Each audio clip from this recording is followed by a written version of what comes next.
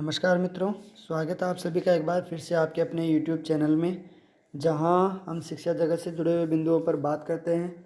और जैसा कि आपको पता ही है कि वर्तमान में राजस्थान सरकार के 3 साल पूरे हो चुके हैं। यानी वर्तमान जो राजस्थान सरकार है उसके 3 साल पूरे हो चुके हैं। और इन 3 वर्षों में राजस्थान सरकार ने कितना क्या किया है, उन 3 सालों का उल्लेख अभी वर्तमान में सरकार जो है वो अपने होर्डिंग्स वगैरह लगा करके जगह जगह पर प्रचार भी इसका कर रही है। खैर, हमें उससे कोई मतलब भी नहीं है। हमें अपने स्वार्थ से मतलब है, यानी हमारे लिए सरकार ने क्या किया वो सबसे ज़्यादा ज़रूरी है। तो देखिए, आप सभी को ये चीज़ पता है कि लगभग 32,000 जो थर्ड ग्रेड यानी जो रीट वैकेंसी जो वर्तमान में सरकार ने निकाली हुई है वो अभी पूरी नहीं हुई है। और इसी चीज़ को लेकर के, इसी मसले पर लेकर के जो शिक्षक वर्ग है, जो अभ्यर्थी हैं रीट के, वो सरकार से बार बार इस बात को लेकर के आंदोलन कर रहे थे सरकार के खिलाफ़ कि हमारे जो पद हैं वो 32,000 से बढ़ा करके 50,000 कर दिए जाएं। जबकि सरकार ये चाहती थी कि ये जो वैकेंसी है इस वैकेंसी को जल्दी से जल्दी पूरा किया जाए।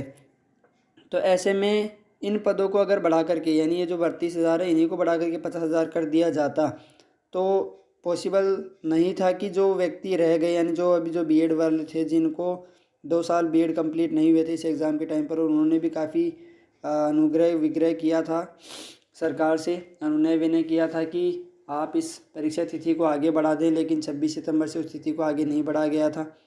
उस वक्त जिन व्यक्तियों का रिजल्ट नहीं आया था, जो इस परीक्षा से बाहर हो गए, उनको तसल्ली देने के लिए और एक नई वैकेंसी को काउंट करवाने के लिए कि आगे जब सरकार अपना उल्लेख करेगी तो वो 2 ऐसी विज्ञप्तियों का, 2 ऐसी भर्तियों का जिक्र अपने उस मैनिफेस्टो में कर सकती है कि हमने इतनी जो वैकेंसियाँ थी वो अपनी सरकार के रहते हुए दी।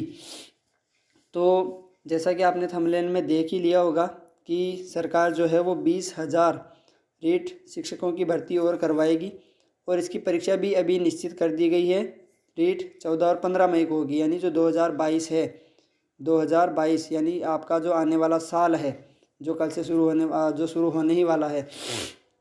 इसमें प्रदेश में गहलोत सरकार ने वर्ष 2022 में 14 और 15 मई को रीट परीक्षा आयोजित करने का निर्णय किया है। अब ये जो 2 तिथियां दी गई है उसका कारण ये है कि लेवल फर्स्ट और लेवल सेकंड इन दोनों का एग्ज़ाम अलग अलग दिन करवाया जा सकता है। कारण अभी जो 16 लाख, लगभग 16 लाख लोग या 16 लाख अभ्यर्थी जो इस परीक्षा में शामिल हुए थे, 16 लाख फॉर्म थे, आवेदन थे, और मतलब 16 लाख अभ्यर्थी थे, और जो आवेदन थे उसमें 24 लाख थे, क्योंकि फर्स्ट और सेकंड लेवल दोनों में अप्लाई करने वाले लोगों को मिला करके वो लगभग 24 लाख हो गया था।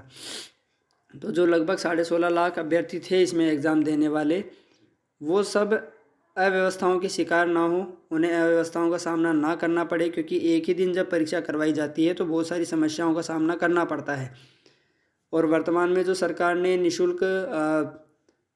निःशुल्क यात्रा अभ्यर्थियों के लिए जो निःशुल्क योजना लागू कर रखी है कि आपका किराया नहीं लगता है, उस वजह से सरकार को भी वाहन जुटाने में व्यवस्था करनी पड़ती है, क्योंकि रोडवेज के पास इतने संसाधन नहीं है। तो इसी समस्या से निजात पाने के लिए सरकार ने 14 और 15 मई 2 तिथियां रखी हैं। इस भर्ती में विशेष शिक्षकों के लिए भी प्रावधान किया गया है। विशेष शिक्षक जो होते हैं, जो फिजिकल हैंडीकैप वगैरह होते हैं, उनको पढ़ाने के लिए जो विशेष शिक्षक लगाए जाते हैं, उनकी भी भर्ती इसके द्वारा करवाई जा सकती है। थर्ड ग्रेड की, थर्ड ग्रेड नहीं बोला जाएगा, अब इसको अध्यापक बोला जाएगा, तृतीय श्रेणी अध्यापक बोला जाएगा। इससे युवाओं को रोजगार के नए अवसर प्राप्त होंगे। इसके साथ ही पैरा टीचर्स, शिक्षाकर्मी, मदरसा पैरा टीचर्स और पंचायत सहायकों की समस्याओं को भी उच्चतम न्यायालय के निर्णयों को ध्यान में रखते हुए हल करने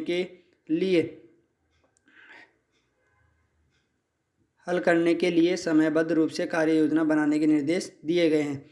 कुल मिलाकर के जो कहने की बात है वो ये कि आने वाला साल जो है, यानी जो अब नया साल शुरू होने ही वाला है, उस नए साल में आपके लिए ये जो वैकेंसी तैयार की गई है, ये वैकेंसी बहुत बड़ी तसल्ली वाला एक परिणाम होगा, क्योंकि 50,000 पद तो नहीं किए गए हैं, लेकिन अब ये 53,000 हो गए हैं। 53,000 क्यों? क्योंकि 32,000 33,000 पद वो थे और 20,000 पद ये और बढ़ा दिए गए। तो ऐसा करके सरकार ने उनकी बात हालांकि सीधे तौर पर नहीं रखी है कि हमने 50,000 भर्ती कर दी है, लेकिन 2 भर्तियों में, अलग अलग भर्तियों में, ताकि जो नए हैं उनको भी इसका अवसर मिले। तो ऐसा करके 2 भर्तियों में सरकार ने लगभग 50,000 भर्ती पूरी करने का निर्णय लिया है।